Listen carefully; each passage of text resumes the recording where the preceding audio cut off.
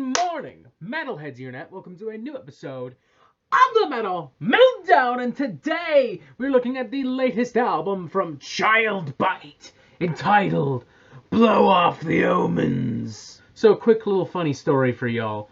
I somehow, for some reason, I don't know why, so don't ask, but I somehow confused this band with King Parrot, an Australian grindcore hardcore band, and as such went into this album expecting some Australian grindcore hardcore kind of shit, and thus was immediately kind of freaked out by this noisy, artsy, hardcore, post-hardcore sound that was instead being thrown my way. I even went as far as to say to myself, shit, this might be their most ambitious album yet. They've totally switched gears. They've done something totally different.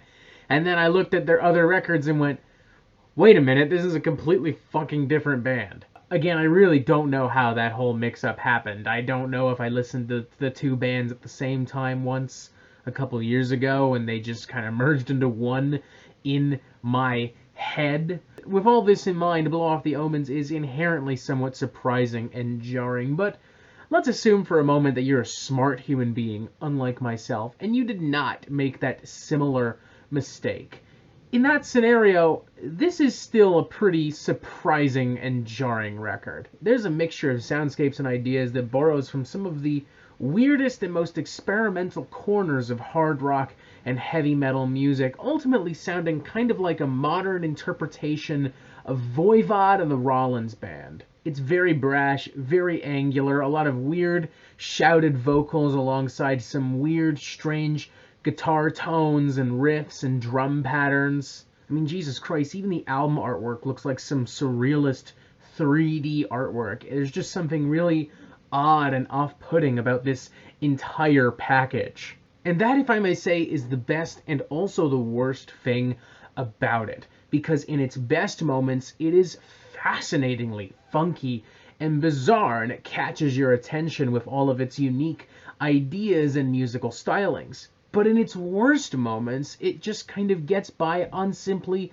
being so weird, so avant-garde, and even borders into some downright artsy-fartsy territory as it just throws experimental passages at you and expects you to be wowed, to be immediately engaged. Now, it is worth noting that I have reviewed objectively way weirder music on the Metal Meltdown before, but we also need to consider that in most of these cases, we're talking about albums that don't get by on simply being weird, whereas I would argue this album does, which will probably make it a very fun record for more experimental listeners to dissect and pick apart.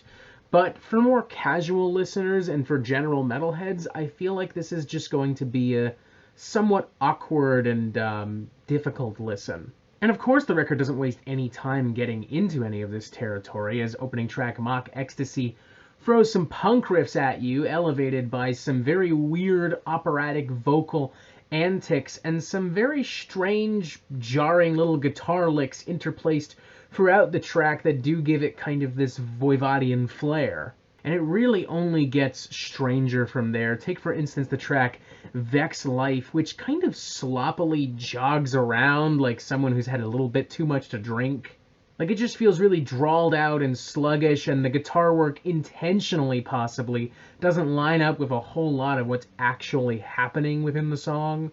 Or on a track like Become an Animal, which has these very short, weird bursts of pure metallic hardcore energy that directly contradict some of the more chaotic and avant-garde arrangements going on here. Thankfully, I think the album does get a little bit better on the latter half of it as the band starts putting things together in a much more digestible fashion. Take, for instance, the trio of tracks Persistence Award, Disposable Hysteria, and title track Blow Off Your Omens, all of which perhaps best implement that aforementioned Voivodian flair into the sound for some very dynamic effects, the latter track of which takes this to a literal degree, featuring the one and only Chewy of Voivod on lead guitar, immediately making for my favorite track on the record, by the way.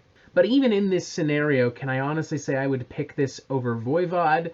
No, not really. I think Voivod is still a way more unique and interesting band. This to some extent feels like Diet Voivod by the very end, and again, quite literally on Blow Off the Omens.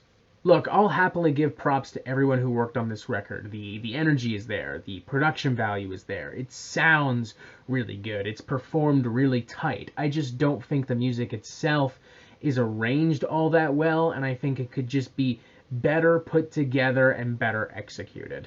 I enjoy the album as it's on, but I won't deny that, at least for me, it got by on simply being weird, and I stayed tuned simply to see just how much weirder it got.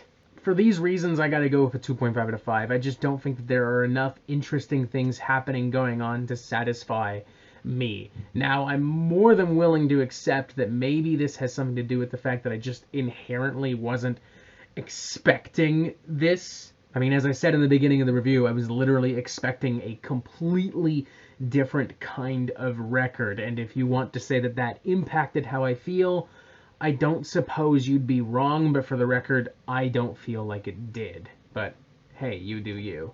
Plus, everywhere I read, it seems as though people are really enjoying this. Decibel Magazine, in particular, were loving the fuck out of it when they premiered it, and were loving it even more when they reviewed it via their Waldo Peck section. Or, for those about to squawk, I think it's called. I don't fucking know. Point is, this record clearly has fans, and I'm thinking that I just might be in the minority.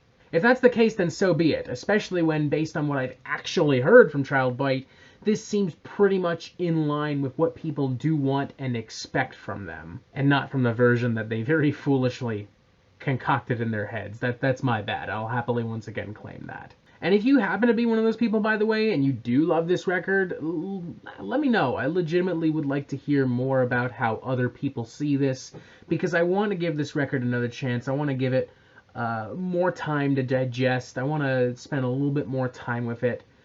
And who knows, maybe after that I'll feel a little different. But unfortunately for now, 2.5 out of 5. I think there's a lot of interesting soundscapes on here, but it just never transcends being interesting soundscapes. And that is it for the Metal Meltdown. I'm not an expert, nor do I claim to be, so what do you think? Do you like this record? Do you not like this record? And what do you want to hear from me next? And thank you for watching. Make sure you press subscribe so you get updates on the Metal Meltdown fucking immediately, and you have yourself a fantastic fucking day.